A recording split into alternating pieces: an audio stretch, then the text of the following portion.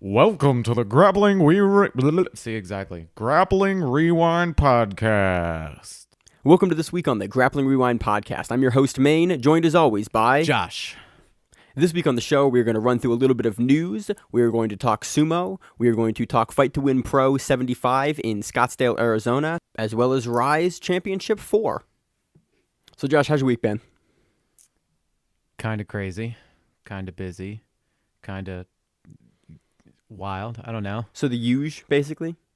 Yeah, pretty much. Got a job promotion, got extra busy, celebrated wedding anniversary. I feel sick from the amount of food I've eaten. I want to say I've spent $400+ on food alone. Also, shout out to my Airbnb host. She was the shit. Hooked it up real good. Only had to spend $38 for a room. What's up? That's awesome. So, yeah, it's been a crazy week for me, Josh. Still moving into my house. It's a lot slower than I anticipated. You're fucking procrastinating. What you're doing. I got stuff in boxes still. You're gonna have stuff in boxes 3 years from now. Josh at the old studio had stuff in boxes. I've been there 3 years, so you're probably right. Yeah, more than likely. So, on to news. Eddie Cummings got his first stripe on his black belt from Henzo this week. While he was in no gi.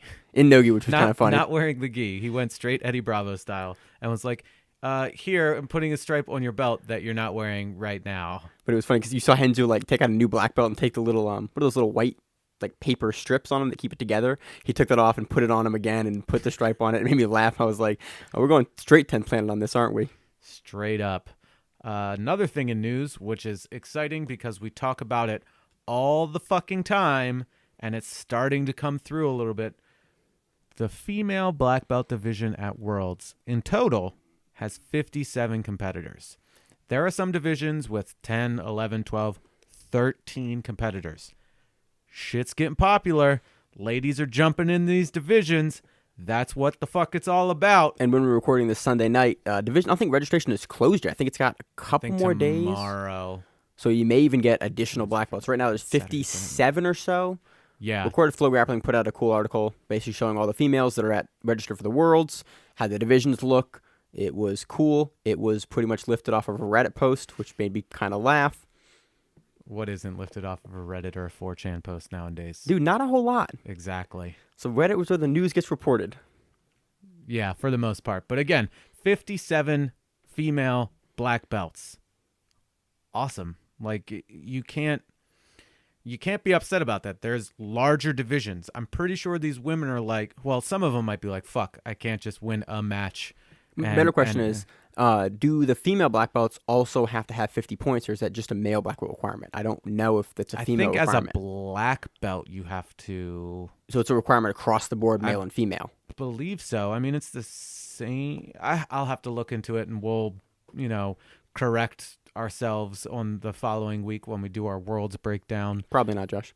Probably not. Just like as I was listening to the podcast last week, we started talking about Brittany Elkin and how she wasn't on the card, and we just completely forgot what we were talking about and got sidetracked like we normally do and stopped talking about it because she wasn't on that Fight to Win card the previous week, and we were like, what happened? Is it because of her fight? And we discussed this. It just never made it into the show, so now it's here now. Yeah, we should do a monthly like correction, like, hey, we talked about this, and then we got off track and didn't finish our discussion about it. That's an hour-long episode by itself. Good point. It's a bonus episode, Josh. So I think that does it for news. Any other news you got, Josh? No. Oh, yes, we do.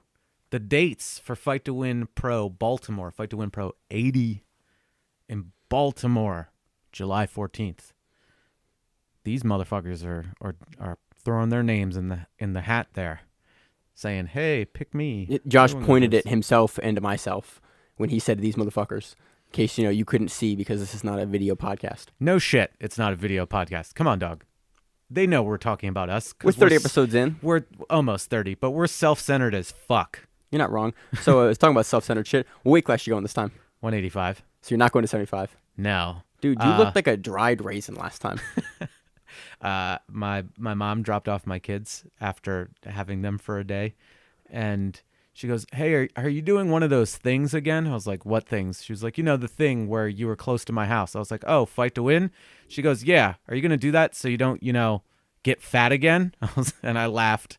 I was like, yeah, I'm pretty sure I'm going to do that. She was like, well, what are you going to do it at? Like, what are you going to weigh? I was like, 185. She goes, well, what did you weigh at the last one? I was like, 175. She goes, that's why you lost. I was like, what? She goes, you lost because you were weak. I was like, and in my head, I'm like mentally or, and she was like, yeah, you just weren't as strong as you normally are because you were too skinny. You shouldn't be so skinny next time. You looked weird. I was like, thanks, Mom. Appreciate it. My mom's keeping me, down to earth there. So 85. 85. I'll be a little bit beefier. I'm going to try to be all cut. It's summer shred season. I want to see it, Josh. I've never seen you cut. I've seen you like fat and then like emaciated. I wasn't emaciated. You could see the six pack that was going on. I just hadn't really tried to work to get all of the tiny bits of. Hey, I was at 8% body fat. Fuck you. That was pretty good. I was at 8% body fat. You can suck my butt. So that does it for news this week. On to Rise Invitational 4. So the Rise 4 Invitational happened out of New York, and it was hosted or announced by the most New York gentleman I have ever heard announce a card, Josh. I'm surprised he was like, hello, my name is Morty Seinfeld, and you are now watching Rise Invitational 4. Like, God, this guy sounds like an old Jewish grandfather. It's great. He amused me the entire night. Just him alone announcing in his New York accent and his weird attire. I You mean a suit, Josh? Yeah, that's weird to me. Have you seen me ever? I wear like sweatpants, running pants, or a pair of shorts and T-shirts. What am I wearing right now? Shorts. Shorts and a T-shirt. Yep. So the undercard. That is a name, Josh.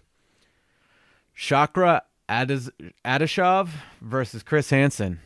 Not the To Catch a Predator, Chris Hansen. Yeah, obviously. No, that would have been awesome. That would have made the card that right would have then been and the main there. card, Josh. It's like, surprise, motherfucker. You've been caught. By this heel hook. It was a draw. Then we had Lewis Hunt versus Troy Green, also a draw.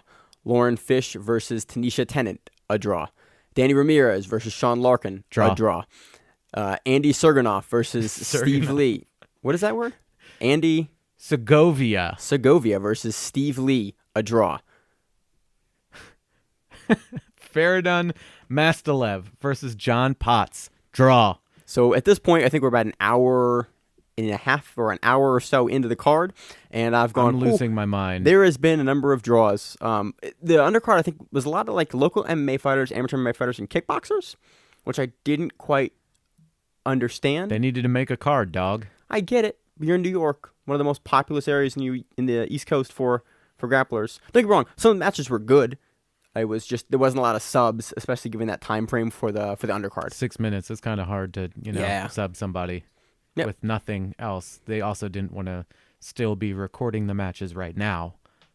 Yeah, that's reasonable. Then we get to Nick Crackson versus Rudolph Leonce, and Nick wins via heel hook. That was the first sub of the night. So I got happy after that. At this point, I was out with my wife. I was not allowed to watch this part of it on the undercard. I got back on later during the main event. So I was happy because I just get a message, hey, there's a submission. And then another one a couple minutes later, another one, and another one. I was like, damn, DJ Khaled, calm down. Another one, Josh. Another one. Exactly. Next we had Sam Michael versus Anthony Lopez. Wins by armbar. Sam won by armbar there, Stuttery McGee. Yeah, my bad, Josh. We have Drew Hopper defeating Jessen Rosario by heel hook. That's Hooper. We have Mike Sullivan defeating Hunter Perez by armbar. And they announced Mike Sullivan as, what is the gentleman that replaced the other gentleman on Kasai? Pierre-Olivier Leclerc. They announced him as that, and at the end, they corrected it. Like, that is not Leclerc, because he had an American rash guard on. Like, literally obviously he's a French-Canadian guy. He had an American rash guard on, and I went, I don't think that's correct. That's not what that man looks like, and also he has an American rash guard on. I'm very confused. It might have been Hunter, but one of the two guys that I think was being announced as the Canadian gentleman, had an American rash guard on, and I went, I don't think Maybe he likes that's America correct. that much. I like America too, Josh, but if I'm, But you're not Canadian. but that's like me coming out with a Canadian flag on. I'd be like, that'd be a little Maybe weird. you fucking love Canada. I do love Canada. You had poutine? That's just delicious, Josh. I work by a place that sells poutine. Have you had it? Yes. Good. It's amazing. It's delicious. Cheese curds and gravy and French fries. Like, dude, I ate that for the entire week I was in Ottawa, and my body did not appreciate that when I came back to America. Because you couldn't eat more of it? No, other reasons, Josh. Other reasons. You eat cheese curds for a week and French fries, your body's like, yo, you need to feed me nutrients. I'm dying here.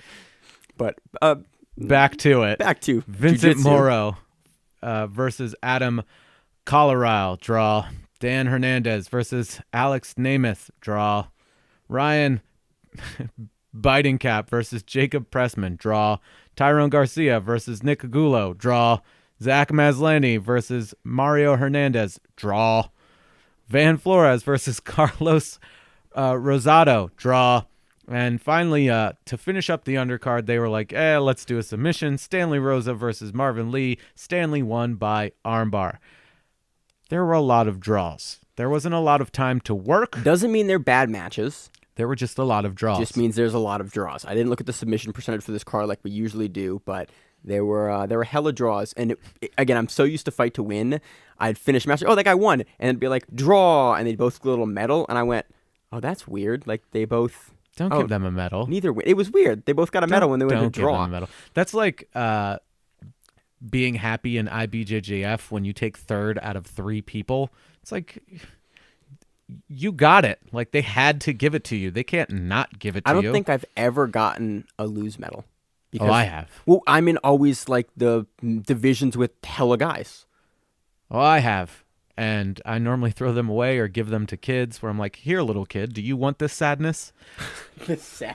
Josh, I remember. I keep those if I've ever got one. I don't keep those. No, you keep them so you remember. You're like, I fucked up. You got to look at that shame. No, because then you're like the you guy let it that's eat like, and fester. yeah, I'm a world champion. You put that on your website, but really you're like a Masters 4 world champion and you were the only guy in your division. It's like, you didn't fucking earn that. You showed up. You spent $180 and you got a $5 medal and a t-shirt that doesn't fit because it's in like Brazilian sizes, so it's one size smaller than what you need.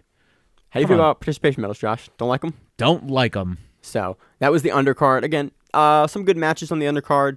There were a lot of draws for the rule set. I don't necessarily think that it's something you could fix with how they have their current rule set. You need to significantly modify that in order to get the best clothesline. You set up ropes around the mat. You bounce the guy off. You hit him with clothesline. Why's it always got to go pro wrestling with you? Because that's the best way to do it. So on to a 135-pound tournament. This was fire, as they say. Because there were submissions. Hella submissions, Josh. It's a 4-man bracket, so it's, guys are going for the subs. What year is it? Josh, I like hella. Is it 1999? Are you Cartman? It's like, are you trying to bring hella back? I would like to. I believe it is an effectively descriptive way to say things are awesome. It was hella awesome. It was hella dope. It is a good descriptor word, Josh. You're hella stupid. So we had Ray De Leon defeating Sop Ha. I actually got his name right last week by rear naked choke. Well, they didn't put De Leon before Ray the last time, so we just thought dude's name was Ray. And they announced him as Ray, but he has a better name. Stingray. Which is, I looked at it, I was like, really? Like, when guys give themselves a cool name like that, I'm like, nah, really? But if your last name is Ray and your nickname needs to be Sting, like, I'll give you that. That's pretty dope. You're Stingray. So Stingray defeats Sop Ha by rear naked choke. And then we moved on to the Frank Rosenthal match. Frank Rosenthal defeated Christian Medina by heel hook. Are we surprised coming from the Danaher system under Tonin and everything like I was that? not surprised at all. But motherfucker looked good doing it. Hell yeah, he did. Hell yeah. But what I really wanted to talk about was the final match. Frank Rosenthal. There's no F. Man, I know. My mind's just doing it. Frank Rosenthal defeating Stingray by heel hook. Do you hate Jewish sounding last names, Maine? No. Are you anti-Semitic? No. Are you sure? Positive, Josh. Okay. I love all people, especially if they can heel hook. It's like my first criteria. Can you heel hook? Like good yes, person? We're friends. Yeah, like good person, maybe. Heel hook, I'll deal with you. Hi, Paul Harris. I will tolerate you because you like the heel hooks. So going into it, I mean, here's something that stood out. Ray did not want to pass the guard. Didn't want to, or like wasn't able to? A little column A, little column B on that one? Probably.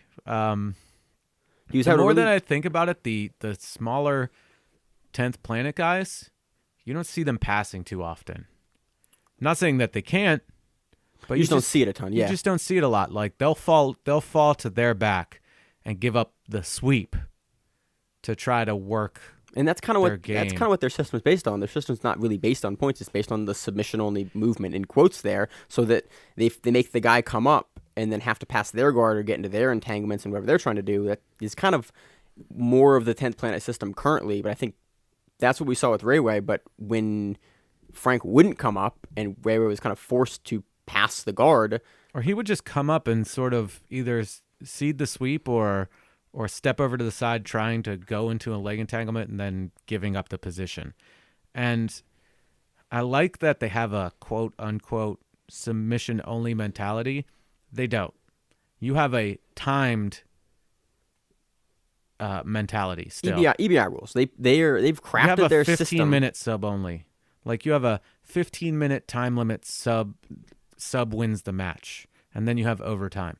It's not true sub only. And I really hate that people are like, this is the real sub only. This is this. We are sub only. Yeah, you've talked about sub only before. Like Josh You're has not said it sub only. repeatedly. Like, sub only means if you have a match that goes 58 minutes or an hour and a half and everyone's bored, that's true sub only. And people are like, well, that tournament will last all day. I've been to those tournaments that have 300 plus competitors and they don't last all day. Dude, I had a match for Good Fight at Blue Belt Worlds. They went 40 minutes because the finals were no time limit. That sucked. That is still not the longest match. It's of course not the longest match, but like having been in a 40-minute match in the gi after a whole division because it was the finals, that sucks, dude. Why don't you ref an hour and 45-minute long match for brown belts? Because I'm not a good ref, Josh. We know this. I'm trying to do it in-house. Why not sit there for a 2-hour-long white belt match? Sometimes you got to do that shit. But that is sub only. Like you keep going until somebody taps, whether they're like, I'm tired, screw this, or whatever. That is sub only. This isn't tooting my own horn, but I had a 35-minute match against a blue belt DJ Jackson. That shit was rough. I did not enjoy that. That dude knows how to push the pace. I tried heel hooking him. He has very stumpy legs. It was hard. I tried choking him. He does not have a neck. And then he Kimura'd me. So, and this is 35 minutes later. We're sweaty as hell. And mind you, he had just come off of a match that was an hour and some change. And guess what? That match that he had, 40 minutes long. This sounds like a nightmare on earth, Josh, what you just described to me. It is what it is. That's sub only. So back to our original point, 10th Planet has a system that seems to be very, very defined or driven. Leg locks or like immediately going to the back from the half guard position from whatever they do to get to the back. That's not reliant on knee cutting or X passing or whatever, long stepping. You don't see it all too often. And I'm not saying that they don't do it, but more often than not, you don't see them passing, especially at the lower weights. Like they're between 120 and 160. Yeah, I'll give you that. Once you get to like Boogie and stuff like that, and Sacknoff, and even Sacknoff is a guard player. Oh, yeah. Like he'll play from guard and sweep you from there and get past you because he ended up in a better position and it was really easy to just move his leg and he's into side control. But you don't see they're not a very pass heavy or smash heavy even school. Yeah, it's just not their quotes their system. So yeah, this match was a 10th Planet guy versus a not 10th Planet guy. Danaher guy. DDS guy. You see him if you check out his Instagram, Frank Rosenthal 11. You'll see him training with Nikki and all the other dudes. Like he's deep in that system and it shows up because he'll hit those back steps and that immediately puts you in that leg Basically, entanglement. his finishing sequence. Reyes kind of sits in the guard, and Frank just steps over everything over, and then ends up on the on like the far side leg. Yeah. And then rolls down, rolls over, rolls through. And if you've watched the BJJ Scout video last week on basically how to shut down the DDS system, you see Ray fighting the hands, which if you watch that video, is not how you fight that system. And it was really interesting. You stay stuck in there. You fight you fight the cross, as he was calling it. The leg cross there. You start to turn and get out, and you create the space to just get away. They're still fighting arms. They're still trying to prevent you from fulfilling that entire leg lock position. Basically from clasping your hands together and turning, they're trying to stop that. And that's in the system and in the defense to the system, that's already one step too far. If you're fighting the hands, you've kind of already gotten too deep into the position. Yeah. And you saw that here. You saw Ray fight the arm, try to get a Kimura, try to pull the arm away from clasping the hands, and you saw Frank turn, and then you saw Ray try to get out the way that... The last second, he was trying to just do the sprinter escape, and Rosenthal just grabbed it up and finished it. It was a great finishing sequence. It was great to see the entanglements and how Rosenthal dealt with that and how Ray was defending it initially and then watching the defense to that initially break down at the end and Rosenthal get the tap. So this match was a treat. Rosenthal is now the 135-pound tournament winner for Rise, and they said on the broadcast that they will most likely put him against Nick Pace, who was the winner of the match between himself and Alex Eklund, which was a really interesting match. And Eklund went after the feet, and the commentary team, who was okay. They were okay. They weren't great. They weren't terrible. I'm assuming they're also at least one of them was in the Danaher system because they were using all the verbiage. He loved the word Senkaku. Loved it. Kept saying his Senkaku is which, if you know Japanese, just means triangle. Just he's saying his legs are crossed. It's in a 50-50 position. Whatever. Eklund is going for the legs, and Nick Pace transitions and rolls underneath and goes into a cool calf crank. And then starts climbing up more with the calf crank still in, tries to go for a rear naked choke, and transitions to go a head and arm before the rear naked choke happened. Was it? Oh, yeah. So he went head and arm, but it was really loose, and he was trying to do the arm, triangling your arms to finish the arm triangle. That did not work for him, and it wasn't staying tight. Well, Alex had his hand up, doing basically the basic answer the phone defense, and because Nick wasn't behind him, it didn't have the right angle and it hadn't passed because the legs were still entangled, he couldn't make the angle with his shoulders and body to get beneath that to finish it. So it was kind of interesting that both guys were kind of in the middle of a submission, but both guys were doing stuff that both helped the submission and stopped the submission at the same time. I think if Pace just switched from that arm triangling to a snugger gable grip, he could have sucked it in and made it at least way more uncomfortable for Eklund. That didn't happen. Pace went for the back at a certain point and couldn't really do anything, and it went into overtime. And that's where it got really bad for Eklund. Pace got on his back and started choking him really quickly. Choking the shit out of him. And you were like, oh, damn. And Eklund looked like he was getting out. You're like, oh, he's losing position. And Pace came forward.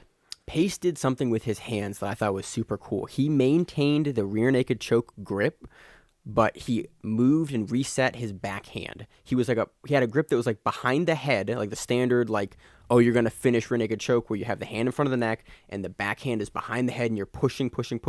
And he knew that Eklund was turning and getting out of it. So what he does is he S-grips his hands and pulls the choke further through, gets over the shoulder and finishes him. Well, yeah, but he then transitioned right back to the regular rear naked choke grip. But that's the right thing to do is you just pull that across. Yeah. It's the best way to snug it up, especially if you have somebody that's turning away and you're starting to lose it. If you crank that up and then you slide it right back on through. The hand behind the head. Yeah. Then you're in a great position to finish. when Gary Tonin was at our gym showing rear naked chokes, and he was like, "Oh, do this." It's like, if it doesn't, just snug it up, and he just pulled it across this almost the same exact way. Yeah. And then finished it again. It's like, it's basic 1, 2, 3. So, But it was great to see him do that while also somehow maintaining the back-to-back control, because in that transition period, that's when guys will turn, and you saw that Alex couldn't turn out of the way, even with kind of like a barely had both hooks in, kind of had both hooks like high. You didn't look like nearly as much control as you would need to make that movement with your hands, but he was able to do it, and he was able to stay on the back and get the finish from that position. So it was a really, for me at least, it was a very, very entertaining finishing sequence for that match.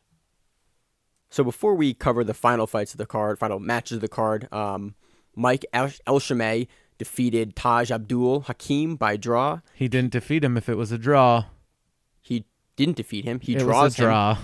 He draws him. Thank you, Josh. PJ Barch defeats Nick Ronan by escape time in overtime. That was the kind of the EBI rules that they had for the final for the main card matches. But on to the final match of the evening, which was a title match. Jason Rao versus Mike Padilla.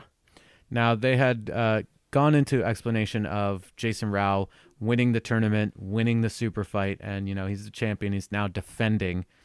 And Mike Padilla, you've seen many times. You've seen him on EBI. You've seen him on other supercard matches, so on and so forth. Yep, you've seen him on Kasai, you've seen him all over the place. He's a staple of this circuit.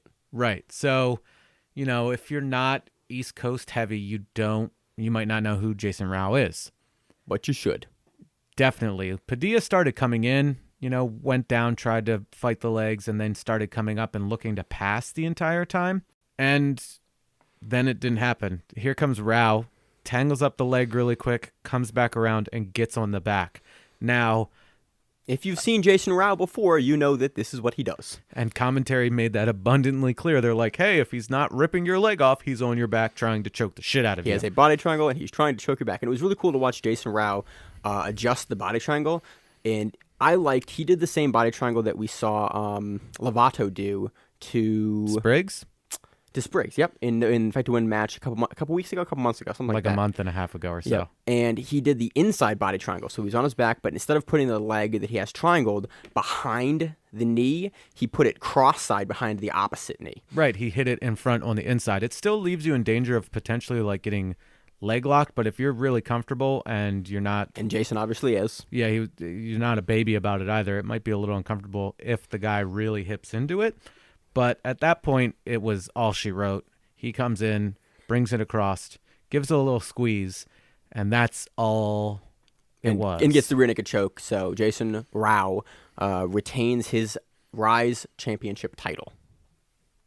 So moving on to a little bit of sumo, the Natsu Basho for 2018. We are at the halfway point of the Basho. That means that 1 week, we're 8 days in of the 15 day? Yes.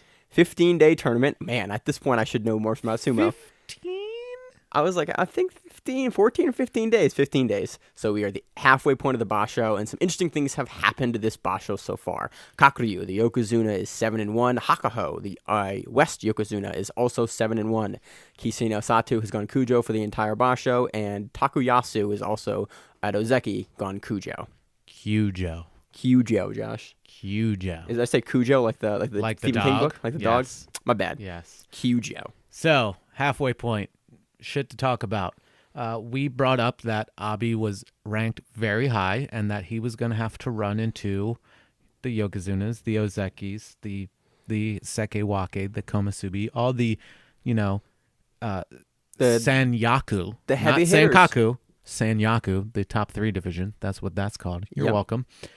And he's not doing well. He is 3-5. But one of those 3 wins is against Hakuho, and holy balls! What a hell of a win! That was not English. A hell of a win it was, Josh. Yeah, that was on day 6. That was 2 days ago. It was awesome because everybody was like, "Oh, this is Abi's sumo style. This is what he's gonna do. Hakuho's just gonna spin him around, turn him, and push him out."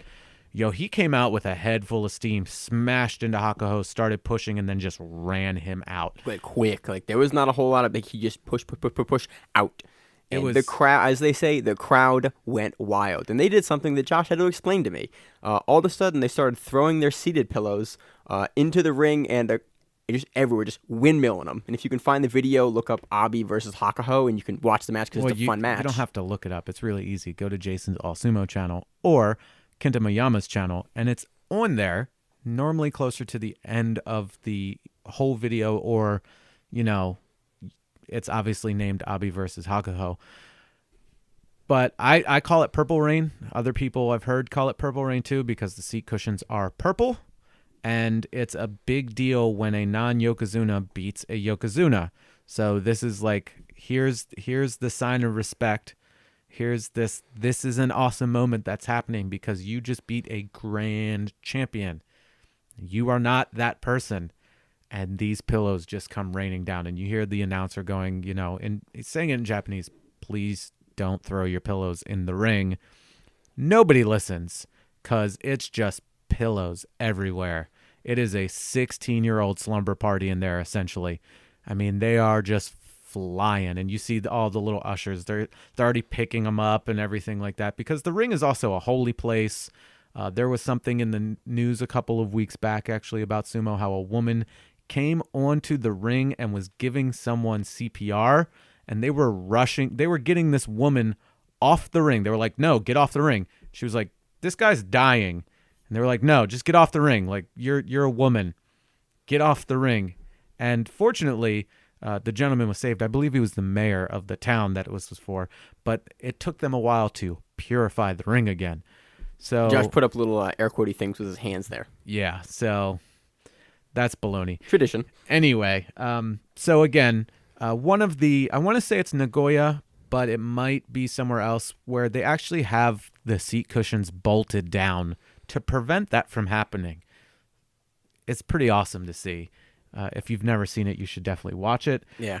This is the first time that they've met, too, which is exciting. Yes, so this is the very first time that Abi has, had a match against Hakuho. He's 3 bashos in. This is the first time they met, and he just put it to him. And a lot of people were shocked. I mean, I was shocked. It was awesome. I audibly yelled. We were talking about how Josh brought up to my attention how long Abi's arms are. They are long. They are easily as long, if not longer, than my legs. So that was interesting. Some other big movers and shakers for the division are going to be Tochinoshin, who is undefeated. He is leading right now. And he's at Sekiwaka, so he may get the Ozeki promotion. And so far he's looked strong. I mean, he got a gimme win because Endo pulled out.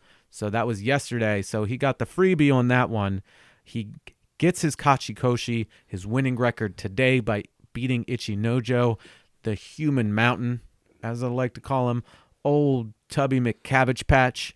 I mean, he looks like a giant fat baby. It's great. Ichinojo looked great for the first 4 days. I mean, strong, just beating fools. And then he has lost 4 consecutively. So I don't know what's going on with him, but Tochinoshin, he wins the next 2 or 3 matches in dominating fashion, definitely getting promoted. I feel if he wins this, it's locked in that he's going to get promoted. But again, he still has to go through Kakuryu. He still has to go through Hakuho.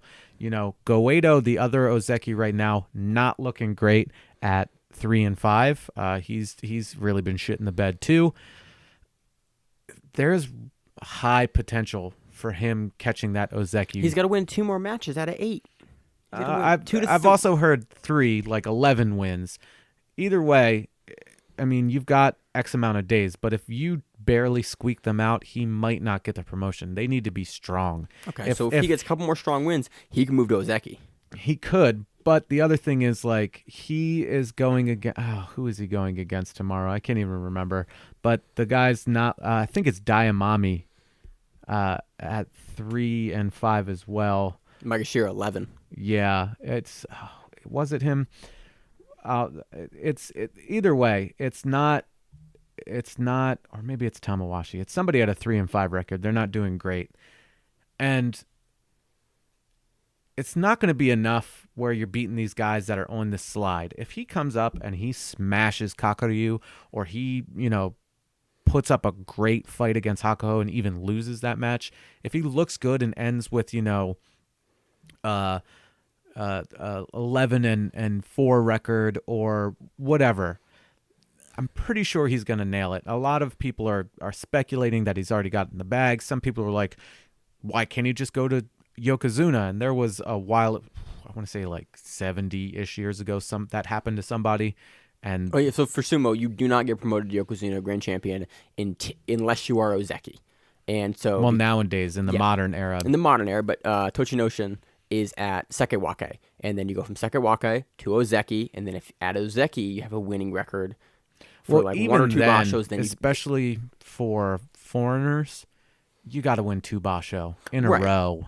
And it's a big deal. So he would have to win this one and the next 2. Yes. So there's a discussion that people were talking about him going to Yokozuna after, if he looks good in this basho, and Josh is going, that hasn't happened in like 70 years. It doesn't happen in the modern era. It hasn't happened in forever. I don't think it's going to happen because they want you to have Yokozuna sumo. Like, they want you to be unstoppable. They don't want to see you with a 3-12 record. They don't want Kiseno Sato pulling out repeatedly. They don't want him showing up and looking bad and then leaving. They want proven effort. If he wins and he wins and he wins and he's taking out consecutively Hakuho, Kakuryu, Takayasu when he comes back, Goeido, Ichinojo, Mitai Kumi, Endo, wherever he ends up. Right now he's Komusubi, but he pulled out.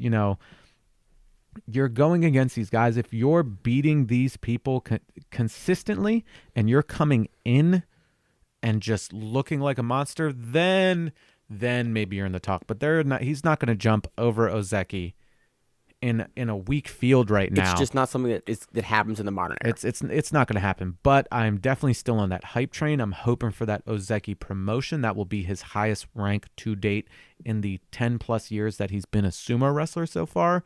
So looking forward to it. We'll discuss the entire basho next week when it ends. We'll tell you what's going on. We'll see if there's any more news with Kiseno Sato, if the association wants to bounce him, anything like that. And we'll tell you who won. Exciting time for sumo. So there wraps up for sumo, the halfway point of the Natsu basho. Anything else, Josh? That's all. Awesome. So, as you all know, this is a fan-supported or listener-supported podcast. We put our money into it. We don't ask you for money because I don't think we're good enough to ask you for our money yet. But if you could help us out by just giving a share on Facebook, on Instagram, on Twitter, if you email a friend. If you got a gym chat. Anything, Share it with your jiu-jitsu friends. Anything. Put it up there. Help us out. Help us help you.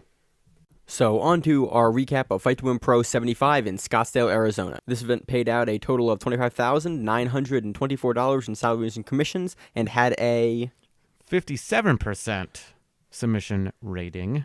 20 of the 35 matches ended in submission. That is a shitload of matches, Josh. That was a shitload of matches. I think that's the most matches I've ever seen them do. Have we seen a 35 card ever? I think I've seen plenty of 33 cards. Couple 34 cards. I don't think I've ever seen a 35 card. I can't remember the amount of matches on the Miami card. I know they had 21 black belt matches. I think that was 34. Okay, well then 35, Scottsdale. Taking that, 35. Hella matches. So this event was, I'm saying it again, Josh. This event was headlined by Gabriel Reveredo and Gerson Antioch. I totally missed his name. Yep. That's close enough. Me too. So, as per usual, we're going to do this the new school way, starting out with the kids and teen results, going up all the way to the black belt results, and we're going to stop off when we find a match we want to talk about. Deshaun Newman defeats Joe Abita by decision. Lucas Varela defeats Cole Smith by triangle. Serena Myers defeats Yasmin Castro by triangle armbar. Bryce Smith defeats Lucas Varela by Kimura. And that was submission of the night for the teens. And Lucas was pulling double duty, it seemed. Took a win by triangle and took an L by Kimura. And finally, at the top of the teen results, Micah Castro defeats Ital Gonzalez by decision. Funny, there's no fight of the night for the kids and teens, just submission of the night. Interesting. So on to the purple belt results. Clement Fernandez defeats Lucas Zuzarte by decision. Oscar De Los Santos defeats Jesse Teague by heel hook. Alvaro Cardenas defeats Sergio Camacho by cross collar choke. Rob Sanchez defeats Zach Nichols by decision. Chris Academia defeats Corey Ruff by decision. Jimmy Jones defeats Mark Wilson by decision. And that was fight of the night for the purple belts. Rowan Colentes defeats Josh Schwartz by choke. And Jordan Weisman defeats Seth Wheeler by knee bar calf crank. And that was submission of the night for the purple belts. On to the brown belt results. Daniel Rodriguez defeats Tony Denafre by Japanese necktie. And shout outs to Tony. He runs Happy Rolling BJJ on Instagram, always posting funny memes and everything like that. This is a fun match. Daniel goes from the kind of the top of single leg X. Tony has him in single leg X, then steps all the way over in a huge back step directly into a Japanese neck, really directly into like an Imanari grip on the neck, and then throws his legs over for a Japanese necktie finish. Real quick match, fun match to watch. Go back and watch it. Eric Platt defeats Tim Welch by decision. Man, I can't talk today. You're decision. pulling a Maine on that one. I know, right? Josh Guerrera defeats Stephen Heaven by straight ankle lock. Corey Kerber defeats Patrick Oscar Kravik. Booms. Nailed that one. That was pretty good, actually, Josh. By armbar. And that was submission of the night for the brown belts. Fabiana George or Jorge. I'm going to say George? Josh. George. Okay. We're in Arizona. George. We're in Arizona, so it's George. Defeats Maria Henderson by split decision. John Burns defeats Andres Campa by decision. And that was fight of the night for the brown belts. Juan Gonzalez defeats Matt Mamelin by decision. And yes, this is how his name is written in the results. His name is Matt. They called him Mattzilla Gillette. He defeated Pascal Waihe by toe hold. By the way, commentary, poor. It was hit and miss a little bit. Yeah, it was miss and miss. Yeah. They're ready. There was a lot of this. No, you can't do that, man. I can do that. I just did it. In case you didn't know exactly what that was, that's Josh hitting the mic with his hand. And there was a lot of that last night. I do what I want. Okay. Okay, Cartman, calm down. Yeah, that was hella loud, wasn't it? It was hella loud, Josh. And they yelled into the mic a lot and just rambled and screamed, and I don't know. Look, last week was dope. Last week was great commentary. This week was... It was not as good, and a lot of the yelling and the just like slapping into the mics because they were like the inflatable balloon guys at used car dealerships. The tube men, Josh? The tube men, not the balloon guys? Wacky, wavy, inflatable arm guys. Yeah, there was a couple. They kept hitting the mics a lot and wouldn't kind of. They would not keep their volume consistent on the microphone, and sometimes you'd be hearing them, There's a lot of yelling. And then it was yelling to the microphone, and it was, okay, you've just blown my ears out. That's because you listen with headphones on all the time. That's not great. No, I was in a basement now, Josh. I got a basement. But I know, we're in the basement. We are, technically. You're in the studio, Josh. You're telling I got a basement now. Oh, really? I haven't been down there yet. Let's go take a peek Josh, you're afterwards. Like the only person that's been in my house. Great. Like, ever. Your dog's here. Your girlfriend's here. I mean, she lives here, dog. So I'm pretty sure she's been in the basement. I mean, that counts too. So moving on to the black belts. Daniel Hampton defeated Kevin Scott by triangle. Breno Bittencourt defeated Scott Bowler by no arm triangle. This was dope. Do tell, Maine. Do tell. Dude, he just grabs he is in the guard. Throws up a triangle, like a no arm triangle, but he has his right hand across into the collar, throws it up, squeezes. Scott immediately taps. Oh, you mean like the one that Marcio Andre did to exactly Andres that same Bernafskis? one. Mm-hmm. Yeah, because that shit's dope. But it was so fast. Like I thought there'd be like a little defense or movement or turning. Yo, if you got that arm snugged in. I mean, with how fast Scott tapped. He was getting shit online for tapping like so fast, and I was like, "Yo, have you been in that?" No, It's look, if you're not there, terrible. if you're not that person, don't shit on them. Or if you don't I have thought it somebody was that, weird. that slams it on, it could have been anything. He could have gotten, I it always could have think been injured as well. His neck could have hurt. But I don't always shit on think somebody. it's weird, like when someone watches a video, oh, you tap too quick. It's like, yo, they're black belts. Like the dude's been training for a long ass time. Like he knows when it's in. He knows like when he needs to tap, and he needed to tap quick on this one. So He knew he got. He knew he got. It was great, and again, the video of the finishing sequence is 10 seconds long. It's all over Flow Grappling. It's all over Instagram. Go back, watch it. Look at that first set grip because it's beautiful with just where he gets it and how quickly he's able to finish. Diogo Ferreira defeated David Barnes by decision. Francisco France defeated Derek Kale, or was it Call? No idea, Josh. No idea. By wrist lock. We always say we're going to listen to these names, and then we don't No, we do. I think we'd listen to some of pay them. attention enough to the names There's to be able to 60 pronounce them. names, and we have to listen to like 40 of them. And we have to assume that the announcers know what they're saying Which, as honestly, what I listen to a lot of times, I listen to Seth, because Seth pays really close attention and really makes sure that he's announcing the guys correctly in the arena. So if you listen to Seth, more than 95% of the time, what his pronunciation is correct, or his pronunciation is what the competitor has told Seth to call them.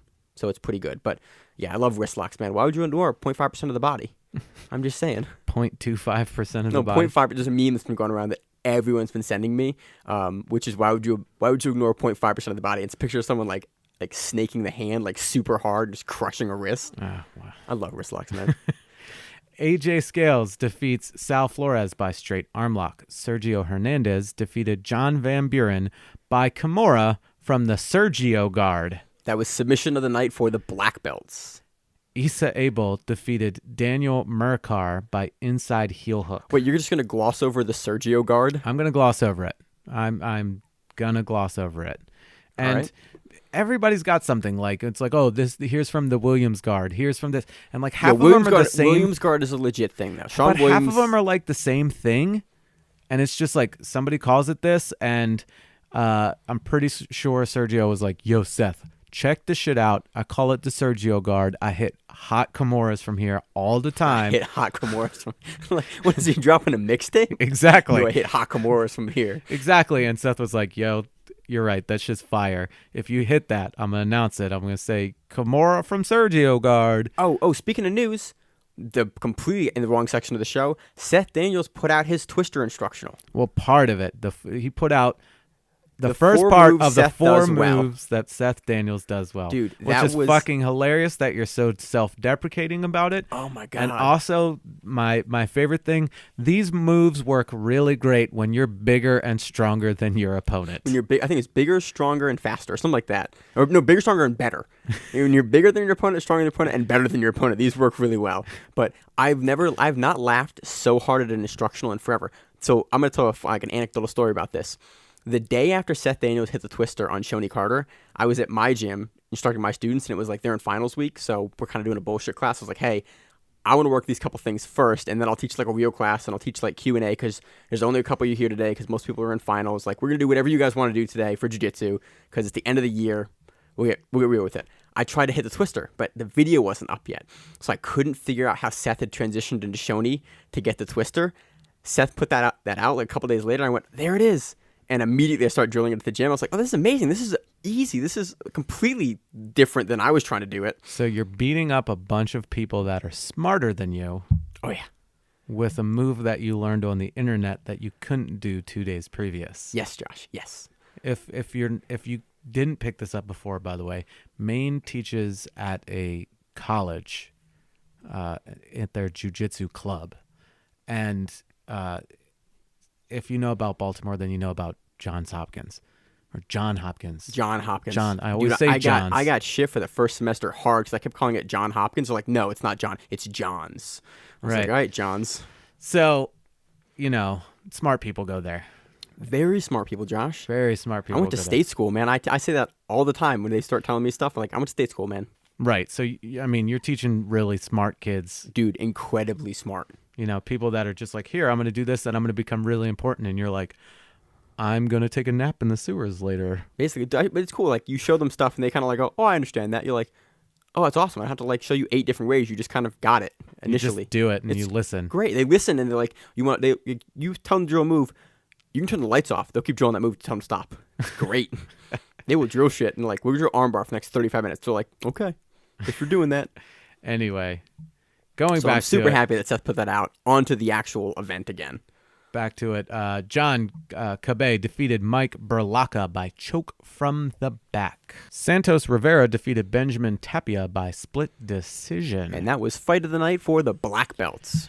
Josh Rodriguez defeated Paulo Ferreri by Darce. Now, here's one of the things that just made me pull what little hair I have out of my head. You don't have much, Josh. I know, it looks really funny when I take pictures because it looks like I'm balding terribly. And I'm like, I know I'm balding, but it looks really bad when you take pictures of my head. Josh, that's because it looks really bad. Like, it looks bad in pictures because it looks really bad. Like, that's how that works. I'm lazy and don't feel like shaving my head all the time. That's reasonable. I respect that. Josh Rodriguez apparently is known for his darces, and they were like, he can hit them darces from anywhere, even without grips. And I'm like, yo, they're in the gi right now. This is... No, he called them the handles, Josh. Oh, the handles. He can hit them without handles. I was like, what do you mean by without handles? Like, the darce is a move that you don't need any specific grip to hold on to do it. But the funny thing is, they said that while he was walking out, so I went, oh, maybe it's a no-gi match. And then he walks out in the gi, and I went, I mean, he has the handles, in quotes there. You can make the handles with the gi. It was very confusing. I was very confused.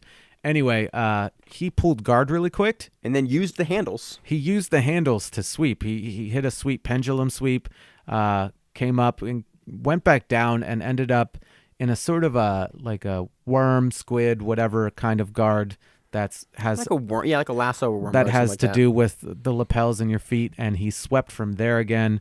And from that point, he came up and got behind, and then came in front and nailed a beautiful darce. I mean, once he locked it in, it was all over. I'm still confused by the handles thing. Personally, we've heard like 2 commentators in the last 3 months call them handles, and I don't know why. If that's something I've missed before, they were referred to as handles. I've always learned them as the lapels, Josh, or the collar, or grips, Like, never heard them used as handles. I mean, I can see it, but I'm not used to that, and I just immediately think of like basketball. You think maybe it's a Midwest handles thing? Because we've talked about it before on the show. You think maybe they referred Is to Arizona considered the Midwest? Isn't that just West? The West? Maybe it's a West thing, Josh. Maybe it's kind of in the mid of the West. It's past the mid. All right, it is kind of past the mid. And it's not like in the middle. Yo, we got to stop doing geography on the show. Yeah, because we're obviously stupid. Neither of us, that comes across very well, but geography, neither of us are very good at. Nor math, or spelling, or reading, or reading comprehension, or the ability to use other synonyms. So we say good a lot. And like a lot. Maine says like a lot. And I've gotten better at not saying or boom. Way better. So on left with our failings as show hosts. David G. Riley defeats Daniel Radoff by decision. Barrett motherfucking Yoshida defeats Paulo Pinheiro by arm lock. Barrett Yoshida did not give a fuck in this match. It was great. I was talking to myself earlier. I love watching Yoshida compete. Oh, so do I. I was talking to myself earlier this week, and I was like, I'm going to try really hard not to say fuck all the time. And I think we got maybe 35 seconds until I said fuck. You usually do it way less than I do. Like, I have a potty mouth, Josh, and I've been trying to correct that a lot on the show. But yeah, you curse way less on the show than I do. Anyway, Paulo pulled guard fairly quickly. And about 2 seconds, 2 seconds in, immediately. Like, he sort of slinked back and fell down into... he didn't fall down. He slinked back and sat into guard. And Barrett was like, all right, cool. He came in, started the knee slide, and then just hip-hopped around. North-south it is. And he came around to north-south and immediately started isolating the arm. Turn. And Paul started to get his hands in the gi and try to push him away. And Paulo. I didn't add the O and the A on the name this time.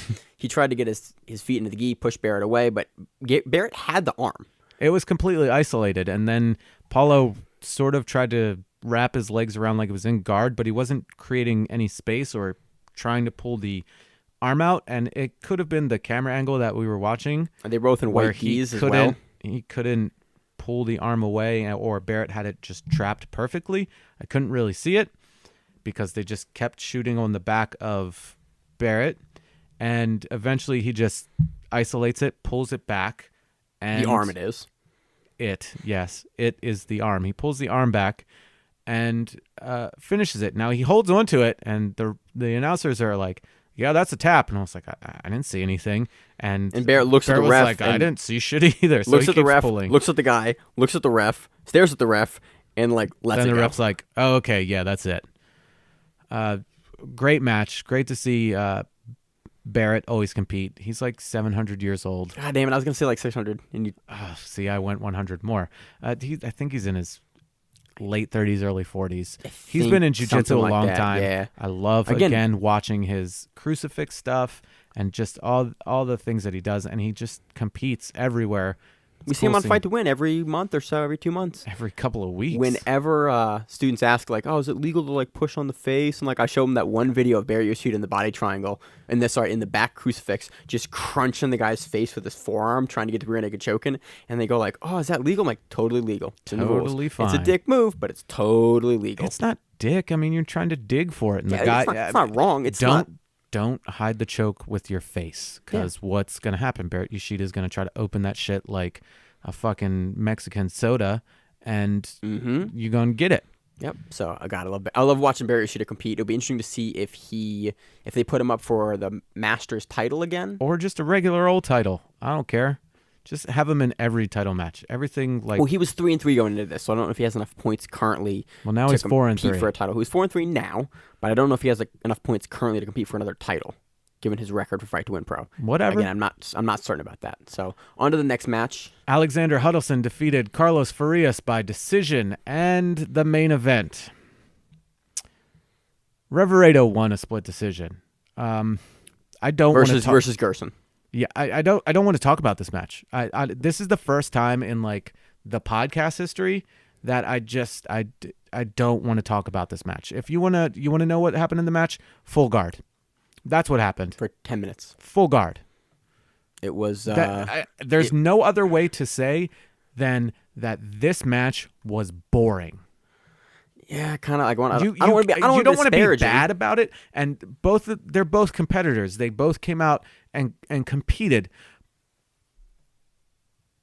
But I'll quote Seth. I'll paraphrase. All right. It's called Fight to Win. Right? Yeah. Not guard to win. I changed it up myself because he didn't say it's not guard to win. But it's like, you have to fight to win. There was no fight. I mean, there was no match. There was no jiu-jitsu per se other than the guard. I mean, it was guard. It was a match that happened. Again, we're talking about it more than... So it was only an 8-minute match. My bad, not a 10-minute match. It wasn't a title fight. The match left something to be desired. I know both these guys can put on a more exciting match than this, but this match was a little slow. And it was in the guard the whole time. There was no passing. There was kind of some attempts standing up to try to pass, things. But this was a Josh Weinstock having his guard passed match and then not doing anything. So that was the level of boring, like my level of boring. This was what's his name, the MMA fighter that competed against Chalarus. Kamal Chalarus. That's Kamal Chalarus levels of not competing. Just avoiding doing anything. But in all honesty, I'm not that upset with it because the rest of the card was fire. Yeah, the rest of the card helped out, but that as the main event, you're building up to something that's supposed to be super exciting, and then you get that, and it's kind of a letdown. Either way, Fight to Win always puts on shows. They're going to be putting on more. We'll be covering it soon in our breakdown of the Fight to Win Pro 76. Watch it when the videos come up. Watch whatever little clips you can catch online right now. If you saw it live, awesome. That was it. So speaking of things being that was it, Fight to Win Pro 76 is actually in June. Yeah, we're fucking stupid. Well, I'm stupid for just jumping ahead and assuming that that's when the date is. I thought it was next week. So did I, because normally they come through with those hard hitting events continuously. And I'm like, oh yeah, here's this, here comes this. Oh, more Fight to Win. It's not. So we were talking about this coming week being like a bullshit week where, oh, we're going to cover Fight to Win. We were talking about it last week, and then we realized that Worlds was happening. Right. And we were like, here's Fight to Win at least, and here's, Sumo. So now it's literally going to just be like a quick touch on Sumo and a lot of talking about Worlds. Because maybe the brackets might even be out next week. No. The divisions will be full, and athlete correction date will be done. More than likely, brackets will come out Tuesday. Usually for the major events, they come out like Tuesday. Well, you have Monday to think night, about Tuesday. technically the tournament starts the 30th. I think that's the white belt Worlds.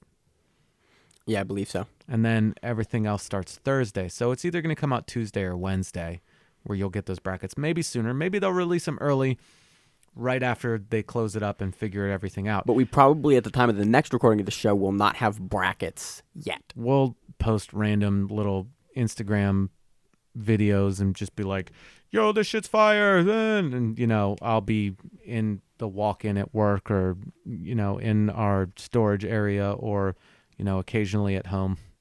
And Maine will be hiding in his basement or in the sewers. If you post a video from the sewers, I'd lose my mind. I'd be like, yo, there's a piece of poo that just floated by, and there's Maine. I would love to do that, but in all honesty, like the lighting is super terrible in there, so you really can't. You got to bring a fucking like those million lumen or the 100,000 candle power. Dude, even lights. with that, it does like the lighting doesn't work well in the sewers.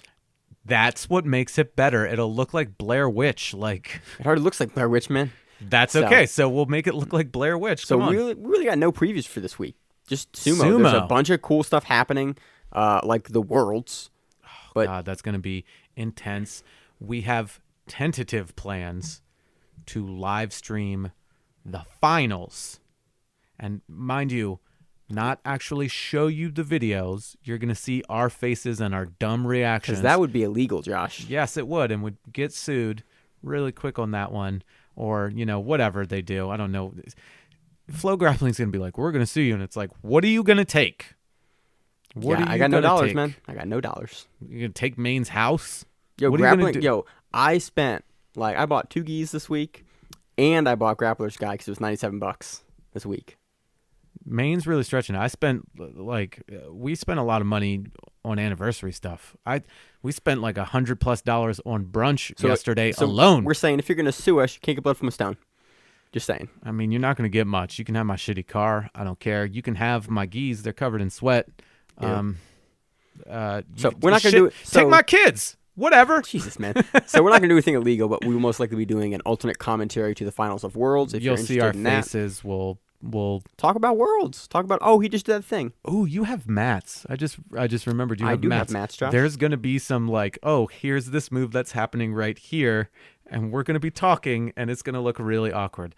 That's the plan right there. That is the plan. Strap in for next week, the coverage of 2018 IBJJF Gi Worlds, one of the most prestigious events in the world, kind of right next to or right behind or right in front of ADCC, basically. And gi-wise, it's gi-wise, it's head and shoulders above everything else. But as far as prestigious events in the world, you really can't compare ADCC and Worlds. But those are the two most money. Yeah, those are the two most prestigious events in the world, and gi and no gi it's coming up. So. Always an exciting time to be a fan of jiu-jitsu. I think we'll see a lot of promotions. I think we'll see a lot of on the podium promotions. And again, exciting time to be a fan and a spectator of jiu-jitsu. Indeed. And if you're going to Worlds, shout out to you. Props getting there, competing on it. If you're just going and watching, whatever it is, have fun, enjoy, snap a picture, get a gold medal if you can. If you're American and you're in the black belt divisions. Go you guys. I'm pulling for all of y'all. Do work. We're going to talk about this more next week. It'll be exciting. That's it. That's it for the Grappling Rewind this week. I've been Josh. I've been Maine. Please be kind and rewind. See you on the mats. As always, you can email us at thegrapplingrewind@gmail.com. You can check us out on Stitcher, iTunes, YouTube, and pretty much anywhere you can find Facebook, podcasts. We're on Facebook, Grappling Rewind, Instagram, Grappling Rewind, Twitter. Grappling Rewind. Reach out to us on social media. If you got something that you want us to cover, you want to clarify, we are here. You want to tell us we're idiots? Hey, let us know. You want us to pronounce your name correctly? Let us know. Subscribe on the YouTube page. Leave us a review. Helps us out a lot. It helps us out, and it eventually will help you out. We like to give back. We're doing this as something that isn't done, so help us help you. Again, as always, I'm Josh. I'm Maine. And this is the Grappling Rewind Podcast. We'll see you on the mats.